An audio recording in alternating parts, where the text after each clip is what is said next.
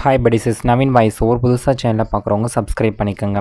நம்ம ஏற்கனவே பார்த்துட்டு இருந்த லவ் ஸ்டோரியோட 3rd எபிசோட் தான் பார்க்க போகிறோம்.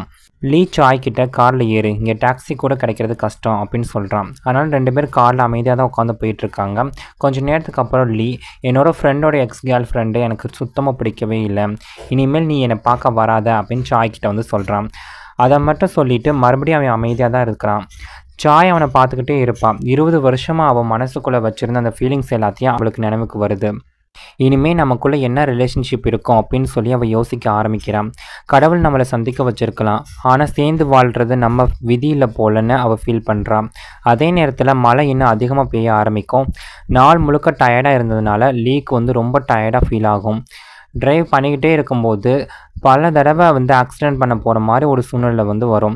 அதனால் ஒரு சேஃப்டிக்காக காரை ஓரமாக நிறுத்திட்டு கொஞ்சம் ரெஸ்ட் எடுக்க முடிவு பண்ணுறான். ரொம்ப டயர்டாக தானே இருந்திருப்பான் லீ, அதனால் அப்படியே தூங்கிடுறான். சாய் மெதுவாக வைப்பரை வந்து ஆஃப் பண்ணுறான். ஏன்னா அதோட சத்தம் லீயோட தூக்கத்தை வந்து டிஸ்டர்ப் பண்ணக்கூடாதுன்னு அவன் நினச்சான். அவனை பார்த்துக்கிட்டே இனிமேல் நாம் இவனை மறுபடியும் பார்க்க முடியாதோ அப்படின்னு மனசுக்குள்ளே நினைக்கிறான்.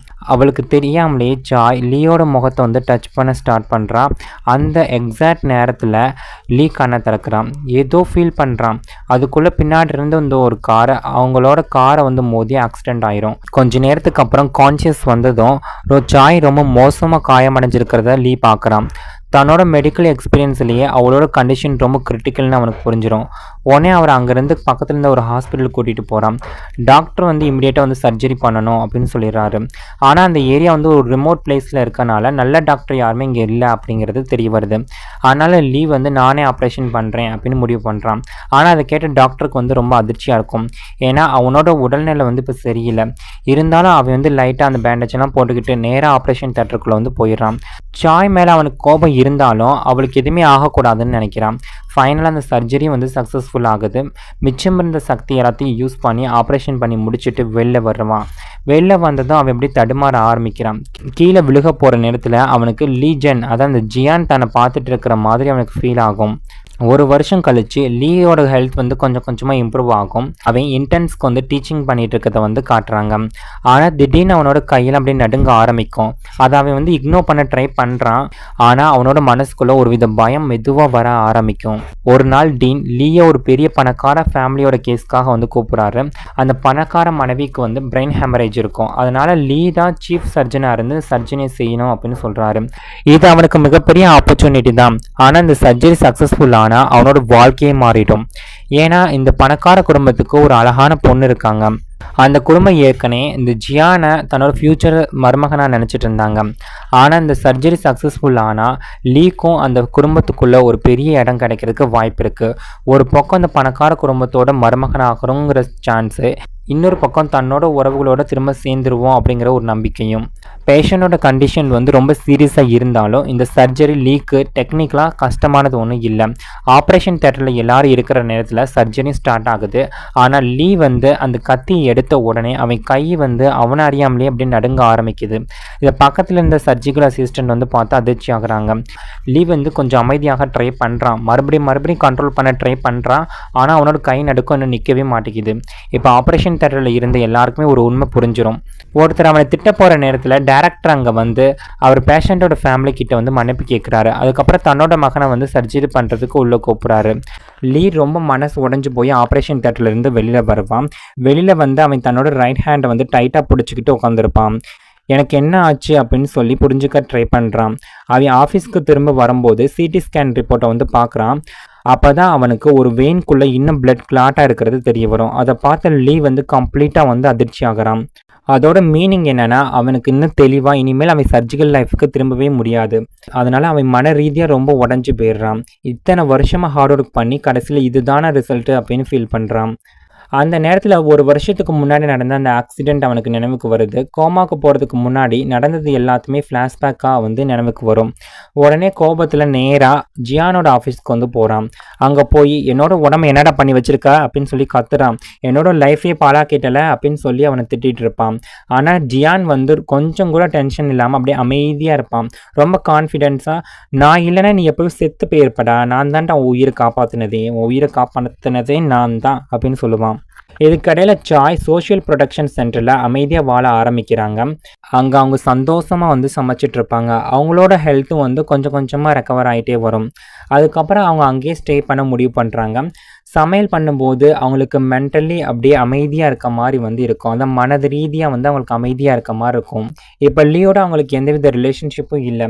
இந்த வாழ்க்கையில் நம்ம 2 பேருமே சேர்ந்து வாழ லக்கில் போல அப்படின்னு அவங்க ஃபீல் பண்ணுவாங்க. நாட்கள் அப்படியே அமைதியாக கடக்க ஆரம்பிக்குது. சாயோட தம்பியும் அங்கே வரான். அவை தினமும் அங்கே இருக்கக்கூடிய வயசான பாட்டியம்மாக்கிட்டையும் வயசான ஆட்கள்கிட்ட இருந்து பணத்தை ஏமாற்றி வாங்க ட்ரை பண்ணுவான். ஆனால் சாய் ஒவ்வொரு தடவையும் தன்னோட தம்பிகிட்ட இருந்து அதை பிடுங்கி மறுபடியும் அந்த பணத்தை அவங்கள்ட்ட கொடுத்துருவா. கேன்சர்னால கஷ்டப்பட்டுட்டு இருக்க குழந்தைகளுக்காக சாய் வந்து சமையல் வந்து செஞ்சிட்ருப்பான். நீங்கள் 100 வருஷம் வாழணும் அப்படின்னு சொல்லி அந்த குழந்தைகளை வந்து என்கரேஜ் பண்ணுவான். ஒரு நாள் ஒரு சின்ன பொண்ணு ஓடி வந்து சாயை ஹேக் பண்ணிவிட்டு நம்ம 2 பேரும் ஹைட் அண்ட் சீக் விளையாடலாமா அப்படின்னு கூப்பிடுவா. மற்ற குழந்தைகளும் சாயை வந்து கூப்பிடுவாங்க. சாய்க்கு அந்த குழந்தைகளை வந்து ரொம்பவே பிடிக்கும். அதனால் உடனே ஓகேன்னு சொல்கிறான். கேமும் ஆரம்பிக்குது. அவள் கபோர்டுக்குள்ளே போய் ஒளிஞ்சுக்கிறான். சாய் வந்து கபோர்டுக்குள்ளே போய் ஒளிஞ்சுக்கிறான். குழந்தைகள் எல்லாம் ரொம்ப நேரம் வந்து தேடி பார்க்குறாங்க. ஆனால் அவளை வந்து கண்டுபிடிக்க முடியாது. கொஞ்சம் நேரத்துக்கு அப்புறம் எல்லாரும் அப்படியே கேமை மறந்துட்டு போயிடுறாங்க. ஆனால் சாய் கபோர்டுக்குள்ளேயே ரொம்ப நேரமாக வந்து இருப்பாளாம். யாருமே வந்து அவளை கூப்பிட வர மாட்டாங்க. மெதுவாக அப்படியே அவள் தூங்கிடுறான். சாயங்காலம் ஆயிடுது. சாயங்கால நேரத்தில் அந்த இருட்டான கபோர்டுக்குள்ளே நம்ம சாய் இருப்பா.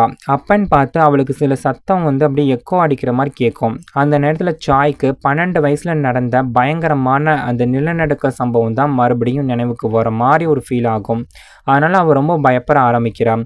அதே நேரத்தில் சென்டருக்கு வெளியில் பிரின்சிபலும் ஸ்டாஃபும் புதுசாக வந்து ஸ்டாஃப் மெம்பரை வெல்கம் பண்ணிகிட்டு இருப்பாங்க. அந்த நியூ ஸ்டாஃப் வேறு யாருமே இல்லை, லீ தான் அங்கே வந்திருப்பான். நர்ஸ் அவனை பற்றி ரொம்ப பெருமையாக வந்து பேசிகிட்டு இருப்பாங்க. சார்ஜ் எடுத்துக்கிட்டதுக்கப்புறம் லீ தன்னோட திங்ஸ் எல்லாம் எடுத்துக்கிட்டு ஆஃபீஸ்க்குள்ளே வரான். அப்போ கபோர்டுக்குள்ளேருந்து ஏதோ சத்தம் கேட்கும். அவன் கபோர்டை திறந்து பார்த்தா உள்ள சாய் வந்து அப்படி நடுங்கிட்டு இருக்கதை பார்க்குறான். 2 பேரும் ஒருத்தர் பார்த்து ரொம்ப அதிர்ச்சி ஆகிடுறாங்க. முன்னாடி இனிமேல் சந்திக்கவே கூடாதுன்னு முடிவு பண்ணவங்க மறுபடியும் விதியினால் வந்து ஃபேஸ் டு ஃபேஸ் பார்த்துக்கிறாங்க. லீ ஏதோ பேச போகிற நேரத்தில் சாய் திடீர்னு பயந்து போய் கத்தி லீயோட செஸ்ட்டில் வந்து விழுந்துடுறாங்க. கொஞ்சம் நேரத்துக்கு அப்புறம் அவள் வந்து சுயநினைவு விழுந்துடுறா. உடனே லீ அவளை வந்து எமர்ஜென்சி ரூமுக்கு வந்து கூட்டிகிட்டு போகிறான். அப்போ தான் அவனுக்கு வந்து கிளியராக ரிலீஸ் பண்ணுறான். 1 வருஷத்துக்கு அப்புறம் அவளை மறுபடியும் பார்த்துருக்கேன்னு. அப்போ கிச்சனில் இருக்க ஒரு ஆன்ட்டிக்கு சாய் வந்து அன்கான்ஷியஸ்னஸாக இருக்குது அது தெரிஞ்சதும் உடனே அவளை பார்க்குறதுக்காக ஓடி வராங்க. அந்த சான்ஸை யூஸ் பண்ணிக்கிட்டு லீ இவள் ஏன் இங்கே இருக்கா அப்படின்னு அந்த ஆண்டிக்கிட்ட கேட்குறாங்க. அதுக்கு அந்த ஆண்டியும் சாயோட தம்பியோட கடனை அடைக்கிறதுக்கு தான் சாய் வந்து இங்கே வேலை பார்த்துட்டு இருக்காங்க அப்படிங்கிற விஷயத்த சொல்கிறாங்க. சாய் அந்த சோஷியல் ப்ரொடக்ஷன் சென்டரில் ஒரு செஃப்பாக வேலை பார்த்துட்டு இருப்பாங்க. அவன் மயங்கி விழுந்ததை பார்த்த லீ வந்து அவளை பற்றி ஆழமாக யோசிக்க ஆரம்பிக்கிறான். அந்த சம்பவத்துக்கு அப்புறம் லீயோட மனசு கொஞ்சம் கொஞ்சமாக மாற ஆரம்பிக்குது. ஒரு நாள் அங்கே எல்டர்ஸ் வந்து குழந்தைகளுக்காக ஒரு சின்ன பார்ட்டி மாதிரி நடத்துகிறாங்க. அந்த எல்டர்ஸை பார்த்ததும் லீக்கு பழைய நினைவுகள் எல்லாம் வரும். ஒரு காலத்தில் அவன் வந்து நியூராலஜி டிபார்ட்மெண்ட்டில் ஃபேமஸான டாக்டராக இருந்தவன். ஆனால் இப்போ சாக போகிற பேஷண்ட்டை பார்த்துக்கணும் அப்படிங்கிற நிலை அவனுக்கு வந்திருக்கு.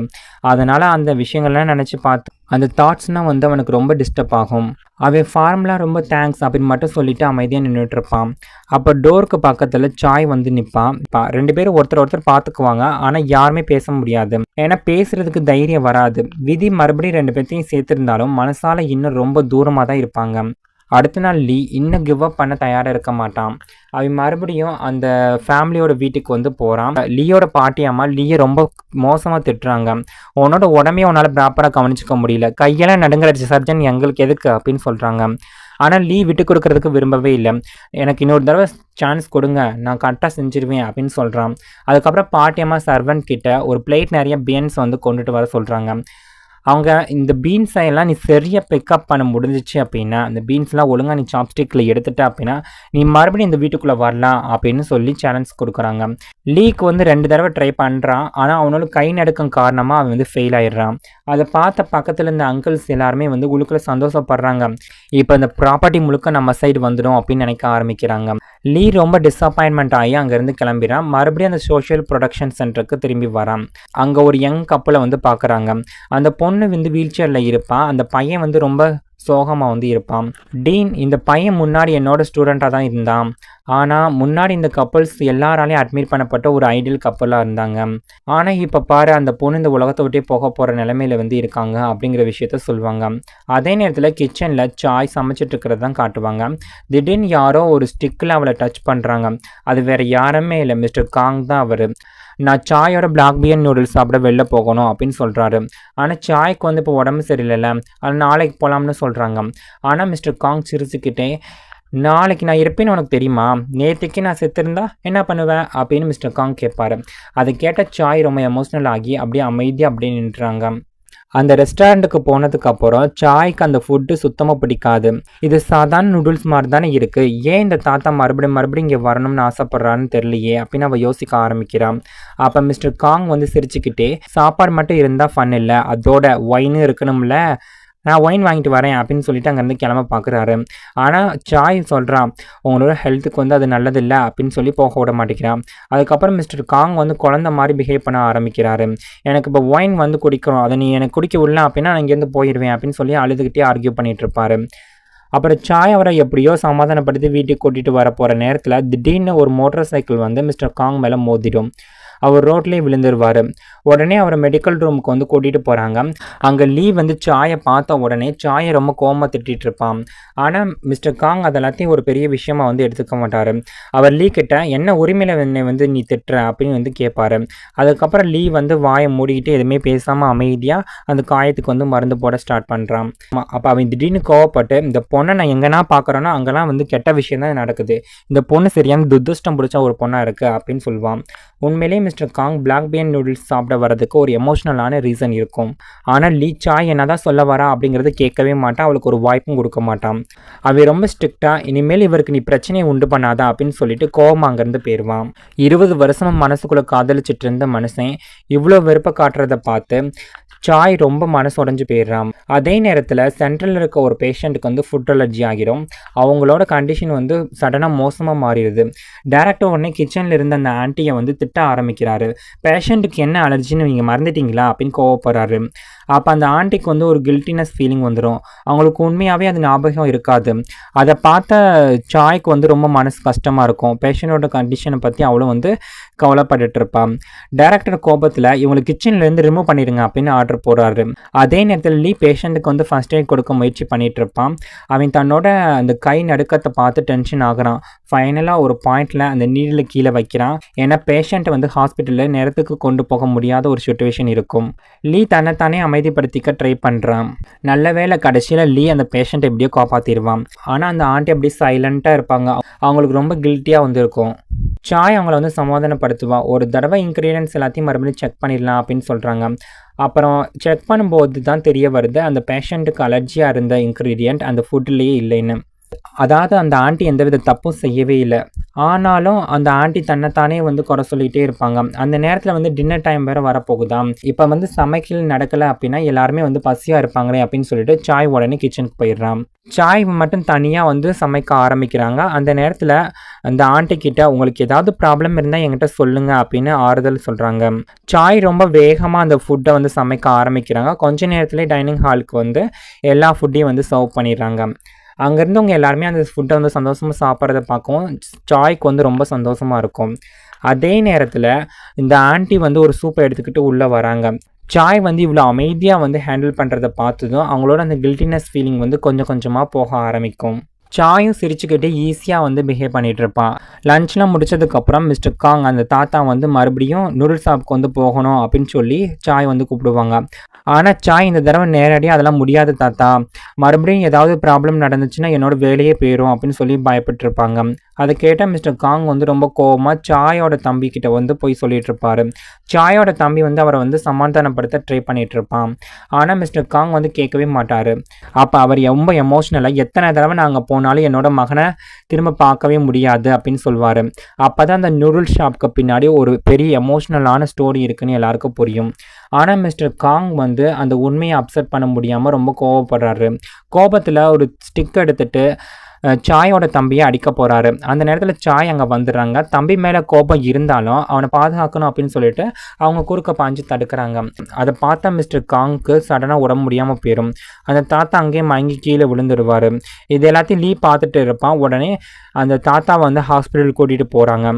அப்போ அந்த மிஸ்டர் காங் அதான் அந்த தாத்தா பெட்டில் படுத்துக்கிட்டே நான் அந்த நூடுல்ஸ் ஷாப்புக்கு வந்து போகணும் அப்படின்னு தொடர்ந்து சொல்லிக்கிட்டே இருப்பார். அவரோட ஃபீலிங்ஸை வந்து எல்லோரும் புரிஞ்சுக்கிறாங்க. அதனால் யாரோ மெதுவாக இன்றைக்கி நூடுல்ஸ் ஷாப் வந்து க்ளோஸ் பண்ணிட்டாங்க, நாளைக்கு கண்டிப்பாக கூட்டிகிட்டு போகிறோம் அப்படின்னு சொல்கிறாங்க. அதுக்கப்புறம் அவரை வந்து சமாதானப்படுத்துறதுக்காக நூல் ஷாப்புக்கு வந்து ஒரு மெசேஜ் அனுப்பணும்னு கூட பேச ஆரம்பிக்கிறாங்க. ஹாஸ்பிட்டல்லேருந்து மிஸ்டர் காங்கோட மகனுக்கு வந்து மெசேஜ் அனுப்பியிருப்பாங்க. அவர் அங்கே வந்தால் வந்து எங்களுக்கு இன்ஃபர்மேஷன் கொடுங்க அப்படின்னு டிசைட் பண்ணியிருப்பாங்க. இதுக்கிடையில் சாய் மிஸ்டர் காங்காக, அதாவது தாத்தாக்காக ஒரு பவுலில் பிளாக் பியன் நூடுல்ஸ் வந்து தயாரிச்சிட்ருப்பாங்க. ஆனால் அவங்க அதை எடுத்துக்கிட்டு ஹாஸ்பிட்டல் ரூமுக்கு வர நேரத்தில் டைரக்டரும் லீயும் அங்கே இருப்பாங்க. அவங்க ரொம்ப சோகமாக மிஸ்டர் காங், அதான் அந்த தாத்தா வந்து இறந்து போயிட்டாரு அப்படின்னு சொல்லுவாங்க. சாய்க்கு அந்த விஷயம் வந்து உள்ளுக்குள்ளே ஏற்கனவே வந்து தெரிஞ்ச மாதிரி ஒரு ஃபீல் இருக்கும். ஆனாலும் அதை அப்செட் பண்ண அவங்க ரொம்ப கஷ்டப்படுறாங்க. சாயங்கால நேரத்தில் சாய் வந்து தனியாக அந்த நூல் ஷாப்புக்கு வந்து போகிறாங்க. அந்த மிஸ்டர் காங், அதான் அந்த தாத்தா விட்டுட்டு போன அந்த தொப்பி இருக்கும்ல, அதையும் எடுத்துகிட்டு அங்கே வந்திருப்பாங்க. அங்கேருந்து வெளில வரும்போது திடீர்னு லீயை வந்து பார்க்குறாங்க.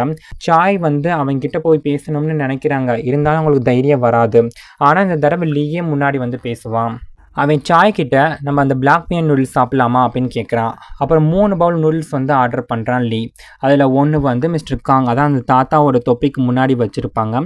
வெளியில் நல்லா மழை பெஞ்சிட்ருக்கும். 3 பவுல் நூடுல்ஸு, ஒரு ஒயின் பாட்டில் வச்சு 2 பேரும் அமைதியாக டின்னர் சாப்பிட்டுட்டு இருப்பாங்க. அந்த நேரத்தில் அந்த மிஸ்டர் காங், அந்த தாத்தா இருப்பார்ல, அவர் அவங்க கூடயே உட்காந்துருக்க மாதிரி ஒரு எமோஷ்னலான ஃபீலிங் வந்து அவங்களுக்கு வரும். நைட்டு முழுக்க தொடர்ந்து மழை பெஞ்சிக்கிட்டே இருக்கும். அந்த ஷாப்போட ஓனர் ஒரு கொடையை கொடுக்குறாங்க. ஆனால் சாய்க்கு இவனுக்கு மறுபடியும் என்னை பற்றி தப்பாக புரிஞ்சுக்க கூடாது அப்படின்னு நினச்சிட்டு நான் மலையிலே போயிடுறேன் அப்படின்னு சொல்கிறாங்க. அவங்க நடந்து போக போகிற நேரத்தில் லீ அவங்களோட கையை பிடிக்கிறான். நான் உன்னோட வீட்டில் வந்து ட்ராப் பண்ணுறேன் அப்படின்னு சொல்கிறான். அடுத்த நாள் வேலைக்கு போகிற வழியில் லீக்கு நேற்று நைட் நடந்த விஷயத்த எல்லாத்தையும் நினச்சி பார்த்துட்ருப்பான். சாய் ஏன் மறுபடியும் என்னோட வாழ்க்கைக்குள்ளே வரா அப்படின்னு அவன் மனசுக்குள்ளே யோசிக்க ஆரம்பிக்கிறான். அந்த நேரத்தில் ரோட் சைடில் ஒரு பையன் உட்காந்துருக்கிறத பார்க்குறான். அவன் சோஷியல் ப்ரொடக்ஷன் சென்டரில் இருந்த யாங் ஜின்னு தெரிய வருது. உடனே லீ காரை நிறுத்திட்டு கார்லேருந்து இறங்குறான். லீயை பார்த்த உடனே அந்த யாங் ஜி பையன் அங்கேருந்து பயந்து ஓட ஆரம்பிக்கிறான். அடுத்து என்ன நடக்க போகுதுங்கிறத அடுத்த எபிசோட பார்த்து தெரிஞ்சுக்கலாம். நான் எக்ஸ்பிளைன் பண்ணது உங்களுக்கு பிடிச்சிருந்துச்சுன்னா மறக்காம நம்ம சேனலை சப்ஸ்கிரைப் பண்ணுங்கள், லைக் பண்ணி உங்கள் ஃப்ரெண்ட்ஸ் அண்ட் ஃபேமிலி மெம்பருக்கு ஷேர் பண்ணுங்கள். தேங்க்யூ ஃபார் யுவர் வாட்சிங்.